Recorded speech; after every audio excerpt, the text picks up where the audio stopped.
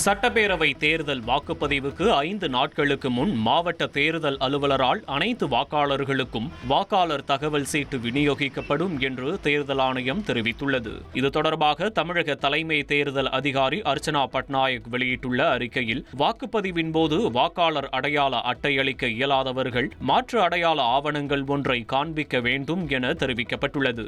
அதன்படி ஆதார் அட்டை, மகாத்மா காந்தி தேசிய ஊரக வேலை உறுதியளிப்பு திட்டத்தின் பணி அடையாள அட்டை, புகைப்படத்துடன் கூடிய வங்கி அல்லது அஞ்சலக கணக்கு புத்தகங்கள் மற்றும் தொழிலாளர் நல அமைச்சக திட்டத்தின் கீழ் வழங்கப்பட்ட மருத்துவ காப்பீட்டு அட்டை அல்லது மருத்துவ காப்பீட்டு அட்டைகளை பயன்படுத்தலாம் என தெரிவிக்கப்பட்டுள்ளது. ஓட்டுநர் உரிமம், பான் அட்டை, தேசிய மக்கள் தொகை பதிவேட்டின் கீழ் இந்திய தலைமை பதிவாளரால் வழங்கப்பட்ட திறன் அட்டை, பாஸ்போர்ட் ஆகியவற்றை பயன்படுத்தலாம் என்றும் தெரிவிக்கப்பட்டுள்ளது. புகைப்படத்துடன் கூடிய ஓய்வூதிய ஆவணம், மத்திய மாநில அரசுகள், பொதுத்துறை நிறுவனங்கள், வரையறுக்கப்பட்ட பொது நிறுவனங்களின் தொழிலாளர்களுக்கு வழங்கப்பட்ட புகைப்படத்துடன் கூடிய பணி அடையாள அட்டைகள் மற்றும் நாடாளுமன்ற சட்டமன்ற உறுப்பினர்களுக்கு வழங்கப்பட்டுள்ள அடையாள அட்டைகளை பயன்படுத்தலாம் என்றும் தெரிவிக்கப்பட்டுள்ளது.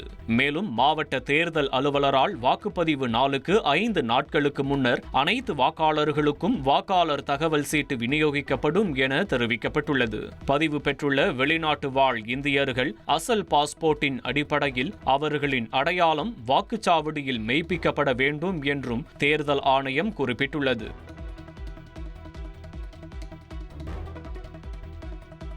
சட்டமன்ற தேர்தலில் திமுக தலைமையிலான கூட்டணியில் இந்திய கம்யூனிஸ்ட் கட்சிக்கு 5 இடங்கள் ஒதுக்கீடு செய்யப்பட்டுள்ளது. திமுக தலைவரும் முதலமைச்சருமான மு.க. ஸ்டாலின் மற்றும் இந்திய கம்யூனிஸ்ட் கட்சி மாநில செயலாளர் வீரபாண்டியன் முன்னிலையில் தொகுதி பங்கீடு ஒப்பந்தம் கையெழுத்தானது. பின்னர் செய்தியாளர்களை சந்தித்த வீரபாண்டியன், இந்திய கம்யூனிஸ்ட் கட்சியின் முதல் குறிக்கோள் பாஜக கூட்டணியை வீழ்த்துவதுதான் என குறிப்பிட்டார். மேலும் கடந்த முறை இந்திய கம்யூனிஸ்ட் கட்சிக்கு 6 தொகுதிகள் ஒதுக்கப்பட்ட நிலையில் தற்போது ஒரு தொகுதி குறைக்கப்பட்டுள்ளது குறித்தும் அவர் விளக்கம் அளித்தார். இந்த தேர்தலில் இந்திய கம்யூனிஸ்ட் கட்சியினுடைய முதல் குறிக்கோள் என்பது பிஜேபியை, அதன் கூட்டணியை வீழ்த்துவதுதான். நிறைவாக எல்லாவற்றுக்கும் மதிப்பளித்து முதல்வர் பல்வேறு கட்சிகள் இணைந்திருக்கிற காரணத்தினால் நாங்கள் உட்பட எல்லோரும் குறைத்துக் கொள்கிறோம். எனவே நீங்கள் ஒத்துழைக்க வேண்டும் என்று அவர் கேட்டுக்கொண்டார். அந்த அடிப்படையில் 6வது நீங்கள் பரிசீலிக்க வேண்டும் என்று நாங்கள் கேட்டோம். நிறைவாக அதற்கும் வாய்ப்பில்லை, ஒத்துழைக்க வேண்டும் என்று கேட்டதற்கு இணங்க இந்திய கம்யூனிஸ்ட் கட்சி 5 இடங்களில் தமிழக முதல்வரோடு இன்றைக்கு, திமுக தலைவரோடு இன்றைக்கு நாங்கள் ஒப்பந்தத்தில் கையெழுத்திட்டிருக்கிறோம். சட்டமன்ற தேர்தல் கூட்டணியில் உள்ள 6 கட்சிகளுக்கு திமுக தொகுதி பங்கீட்டை நிறைவு செய்துள்ளது. காங்கிரஸ், மதிமுக, இந்திய கம்யூனிஸ்ட், கொங்குநாடு மக்கள் தேசிய கட்சி, IUML, மனிதநேய மக்கள் கட்சிகளுக்கு ஒட்டுமொத்தமாக 43 தொகுதிகள் ஒதுக்கீடு செய்யப்பட்டுள்ளது. சட்டமன்ற தேர்தல் தொகுதி பங்கீடு குறித்து திமுக, விசிக இடையே இன்று மாலை 2ஆம் கட்ட பேச்சுவார்த்தை நடைபெறுகிறது. ஏற்கனவே 6 கட்சிகளுக்கு தொகுதி பங்கீடு இறுதியான நிலையில் மற்ற கட்சிகளுக்கு தொகுதி பங்கீட்டை இறுதி செய்ய திமுக தீவிரம் காட்டி வருகிறது. திமுகவுடன் விரைவில் தொகுதி பங்கீடு பேச்சுவார்த்தை நடத்தப்படும் என்று தேமுதிக பொதுச் செயலாளர் பிரேமலதா விஜயகாந்த் கூறியுள்ளார். தேர்தலுக்கு குறைந்த நாட்களே இருப்பதால் வெகு விரைவில் களத்திற்கு செல்வோம் என்று முதல்வர் ஸ்டாலின் தம்மிடம் கூறியதாகவும் அவர் கூறியுள்ளார்.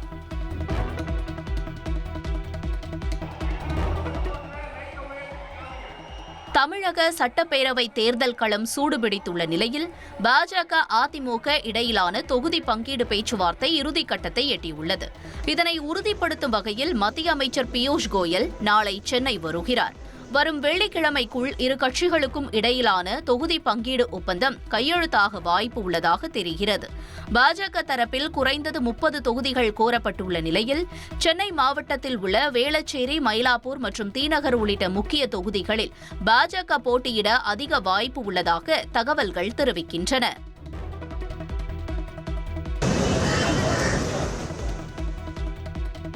சட்டமன்ற தேர்தலில் போட்டியிட விருப்ப மனு அளித்தவர்களிடம் திமுக தலைவர் ஸ்டாலின் 2வது நாளாக நேர்காணல் நடத்தி வருகிறார். சென்னை அண்ணா அறிவாலயத்தில் நடைபெறும் நேர்காணலில் தூத்துக்குடி, திருநெல்வேலி, தென்காசி, கன்னியாகுமரி மாவட்டத்தைச் சேர்ந்தவர்கள் பங்கேற்றுள்ளனர்.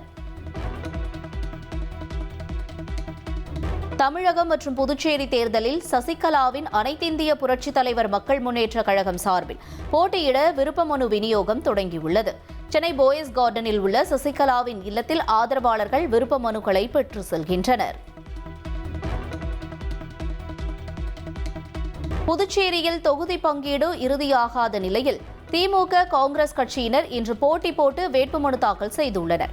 அமாவாசை தினம் என்பதால் இன்று வேட்புமனு தாக்கல் செய்துள்ளதாகவும் தொகுதி பங்கீட்டிற்கு பின்னர் மனுவை திரும்ப பெற திட்டமிட்டிருப்பதாகவும் கூறப்படுகிறது.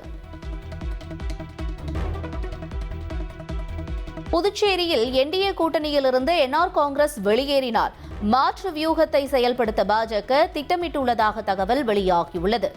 எல்ஜேகே மற்றும் பாமகவுடன் கூட்டணி அமைத்து தேர்தலை சந்திக்க பாஜக முடிவு செய்துள்ளதாக கூறப்படுகிறது.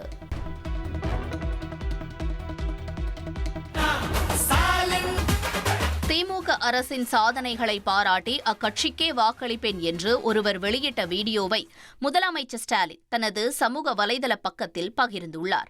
இந்திய சுதந்திரம் ஆகும்போது தமிழ்நாடு கடை கோடியில் இருந்தது வளர்ச்சியில். இதுக்கு எல்லாத்தையும் முதலிடத்தில் வந்திருக்கு. த மேஜிக் 5 வருஷம் நடந்தது பெரிய மேஜிக். இதுவரை திமுக ஓட்டு போட்டதே கிடையாது. ஃபர்ஸ்ட் டைம் ஓட்டு போட போற திமுகவுக்கு.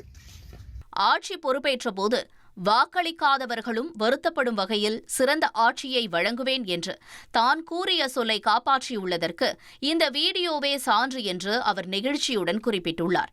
மேலும் நாம் ஒற்றுமையாக இருக்கும் வரை இந்த சாதனை பயணம் தொடரும் என்றும் தமிழ்நாடு தொடர்ந்து வளர்ச்சி பாதையில் நடைபோடும் என்றும் முதலமைச்சர் அந்த பதிவில் தெரிவித்துள்ளார்.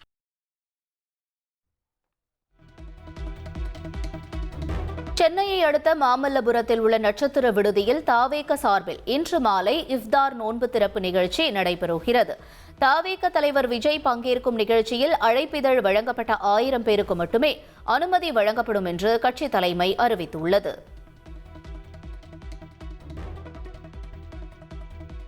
ஈரானின் ஹார்முஸ் ஜலசந்தியை கடந்து 3வது எண்ணெய் கப்பல் இந்தியா வந்தடைந்தது. கிரேட் ஈஸ்டர்ன் என்ற கப்பல் 80,886 மெட்ரிக் டன் கச்சா எண்ணெயுடன் வந்துள்ளது.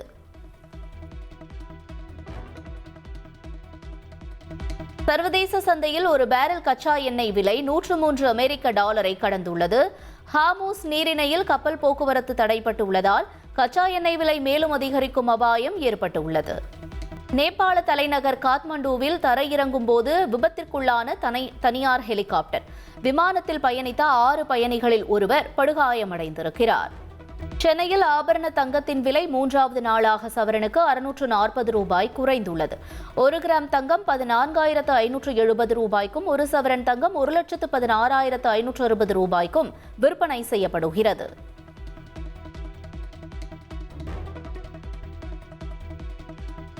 தங்கத்தை தொடர்ந்து வெள்ளி விலையும் கிலோவுக்கு 5,000 ரூபாய் குறைந்துள்ளது. 1 கிராம் வெள்ளி 275 ரூபாய்க்கும், 1 கிலோ வெள்ளி 2,75,000 ரூபாய்க்கும் விற்பனையாகிறது.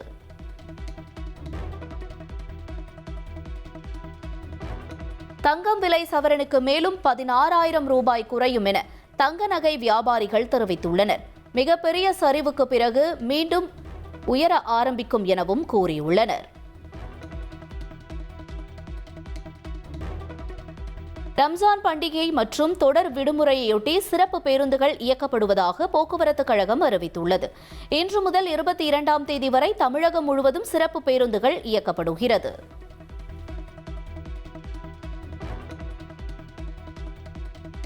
முன்னாள் பிரதமர் தேவகவுடா, மல்லிகார்ஜுன கார்கே உள்ளிட்ட 59 மாநிலங்களவை உறுப்பினர்களின் பதவிக்காலம் முடிவடைவதையொட்டி நாடாளுமன்றத்தில் அவர்களுக்கு பிரியாவிடை அளிக்கப்பட்டது.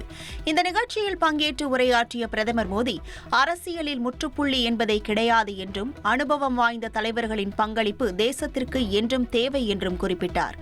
ஓய்வு பெறும் தலைவர்கள் பழைய மற்றும் புதிய நாடாளுமன்ற கட்டடங்கள் இரண்டிலும் பணியாற்றிய வரலாற்று சிறப்புமிக்க பெருமையை பெற்றுள்ளதாக பாராட்டிய பிரதமர், அவர்களின் நாடாளுமன்ற அனுபவங்களை இளம் உறுப்பினர்கள் கற்றுக்கொள்ள வேண்டும் என அறிவுறுத்தினார்.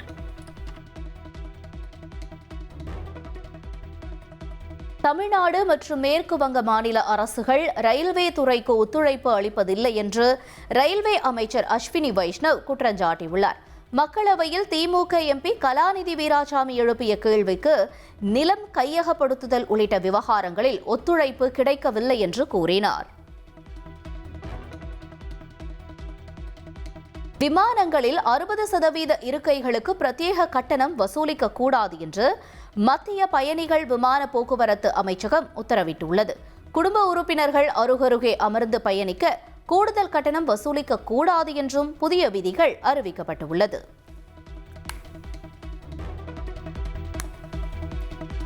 சீமை கருவேல மரங்களை அகற்ற 2 ஓய்வு பெற்ற நீதிபதிகள் தலைமையில் குழு அமைத்து மெட்ராஸ் உயர்நீதிமன்ற மதுரை அமர்வு உத்தரவிட்டுள்ளது.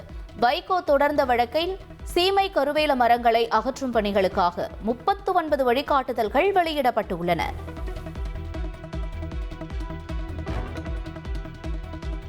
நாம் தமிழர் கட்சியின் தேர்தல் அறிக்கை நாளை வெளியாகிறது. நாளை காலை சென்னை கிண்டியில் நடைபெறும் ஆலோசனைக்கு பின் கட்சியின் தலைமை ஒருங்கிணைப்பாளர் சீமான் தேர்தல் அறிக்கையை வெளியிடுகிறார்.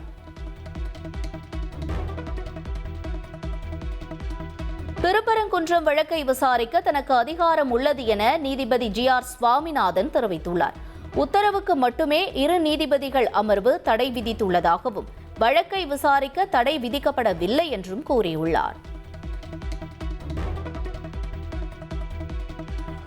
சிவகங்கை மாவட்டம் மானாமதுரையைச் சேர்ந்த இளைஞர் ஆகாஷ் மரணம் தொடர்பாக சிபிசிஐடி போலீசார் விசாரணையை தீவிரப்படுத்தியுள்ளனர். விசாரணைக்காக அழைத்து செல்லப்பட்ட ஆகாஷ் உயிரிழந்த நிலையில் அவரது உடலில் 28 காயங்கள் இருந்ததாக பிரேத பரிசோதனை அறிக்கையில் தெரியவந்துள்ளது. இச்சம்பவம் தொடர்பாக பணியிடை நீக்கம் செய்யப்பட்ட ஆய்வாளர் திலீபன் உள்ளிட்ட 6 போலீசார் மற்றும் சிகிச்சை அளித்த மருத்துவர்கள் என மொத்தம் 20க்கும் மேற்பட்டோரிடம் சிபிசிஐடி அதிகாரிகள் விசாரணை நடத்தியுள்ளனர்.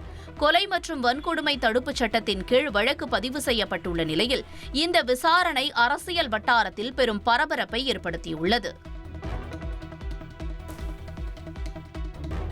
திருவண்ணாமலை மாவட்டம் கீழ்பெண்ணாத்தூர் அருகே உரிய ஆவணமின்றி எடுத்து வரப்பட்ட 4,13,000 ரூபாயை தேர்தல் பறக்கும் படை பறிமுதல் செய்தது.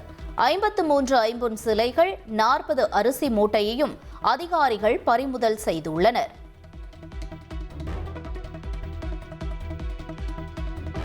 சென்னை சேப்பாக்கத்தில் பறக்கும் படையினர் நடத்திய சோதனையில் 30 லட்சம் மதிப்பிலான 12 கிலோ வெள்ளிப் பொருட்கள் பறிமுதல் செய்யப்பட்டுள்ளது. உரிய ஆவணங்களின்றி ஆந்திராவுக்கு கொண்டு செல்ல முயன்ற வெள்ளிக்குத்து விளக்குகள் மற்றும் தட்டுகள் அரசு கருவூலத்தில் ஒப்படைக்கப்பட்டது.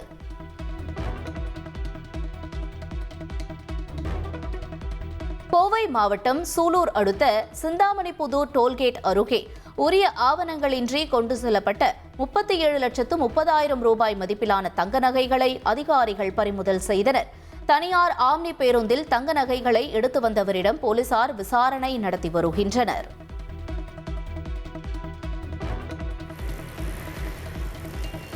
புதுச்சேரி சட்டமன்ற தேர்தலையொட்டி தீவிர வாகன சோதனை நடைபெற்று வரும் நிலையில் கணபதி செட்டிக்குளம் சோதனை சாவடியில் 11,50,000 ரூபாய் ரொக்க பணத்தை தேர்தல் பறக்கும் படையினர் பறிமுதல் செய்தனர். பிரிட்டிஷ் குடியுரிமை பெற்ற சந்தீப் துரவி என்பவர் நண்பரின் திருமணத்திற்காக சென்னை வந்துவிட்டு காரில் புதுச்சேரி நோக்கி சென்றபோது இந்த சோதனை நடத்தப்பட்டது. அவரிடமிருந்த 5 லட்சம் இந்திய ரூபாய் மற்றும் 6,50,000 ரூபாய் மதிப்பிலான வெளிநாட்டு பணத்திற்கு உரிய ஆவணங்கள் இல்லாததால் அதிகாரிகள் அவற்றை அதிரடியாக பறிமுதல் செய்தனர். பறிமுதல் செய்யப்பட்ட மொத்த பணமும் புதுச்சேரி அரசு கருவூலத்தில் ஒப்படைக்கப்பட்டது.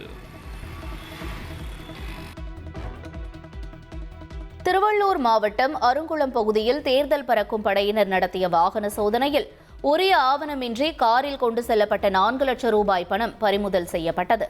ஆந்திர மாநிலம் கடப்பாவிலிருந்து சென்னைக்கு வீடியோ கேமரா வாங்குவதற்காக சிவபிரசாத் என்பவர் இந்த பணத்தை கொண்டு சென்றது விசாரணையில் தெரியவந்தது. இருப்பினும் தேர்தல் நடத்தை விதிமுறைகளின்படி உரிய ஆவணங்கள் இல்லாததால் பறக்கும் படை அதிகாரிகள் பணத்தை கைப்பற்றினர். ராணிப்பேட்டை மாவட்டம் மேல்விசாரம் அருகே தேர்தல் பறக்கும் படையினர் நடத்திய வாகன சோதனையில் உரிய ஆவணமின்றி கொண்டு செல்லப்பட்ட 85,000 ரூபாய் பறிமுதல் செய்யப்பட்டது. தனியார் கல்லூரி அருகே மினிவேன் ஒன்றை நிறுத்தி சோதனையிட்ட போது மாடு வியாபாரியான தமீம் பாஷா என்பவர் மாடு வாங்குவதற்காக இந்த பணத்தை கொண்டு சென்றது தெரிய வந்தது. இருப்பினும் உரிய ஆவணங்கள் இல்லாததால் அந்த பணத்தை பறிமுதல் செய்த அதிகாரிகள் அதனை வாலாஜாபேட்டை வட்டாட்சியர் அலுவலகத்தில் ஒப்படைத்தனர்.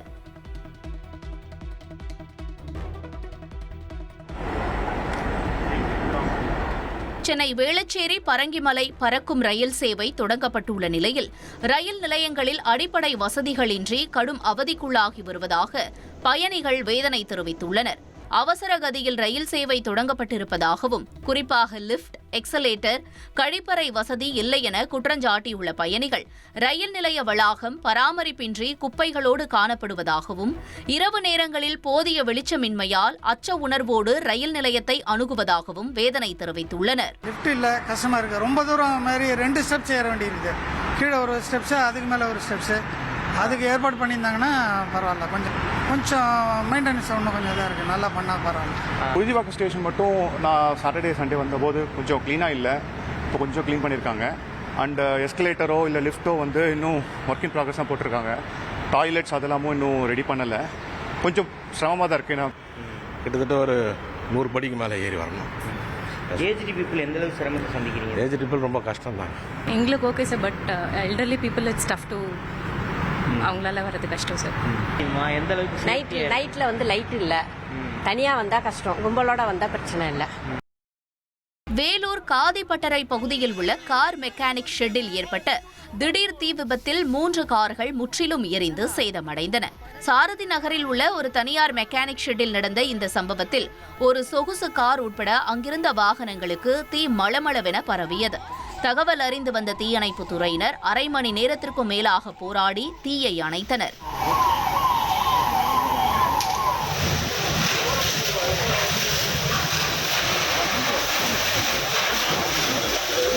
மின்கசிவு காரணமாக இந்த விபத்து ஏற்பட்டிருக்கலாம் என முதற்கட்ட விசாரணையில் தெரியவந்துள்ளது.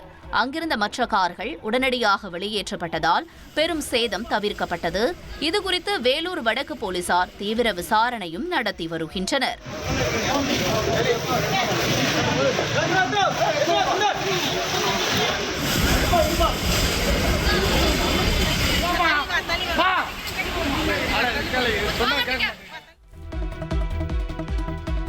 நெல்லை மாவட்டம் திசையன்விளையில் 4 பேர் காரிலிருந்து சடலமாக மீட்கப்பட்ட விவகாரத்தில் போலீசார் 2வது நாளாக விசாரணை நடத்தி வருகின்றனர்.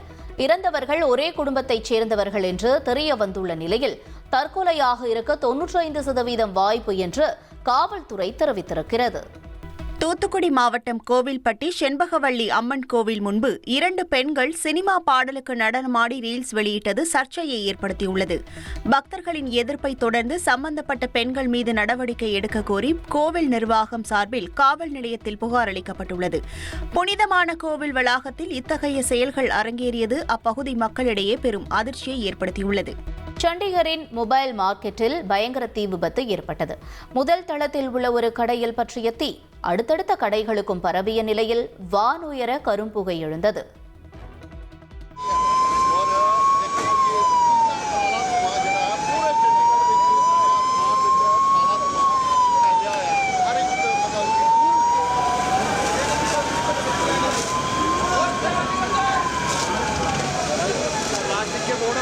आज वही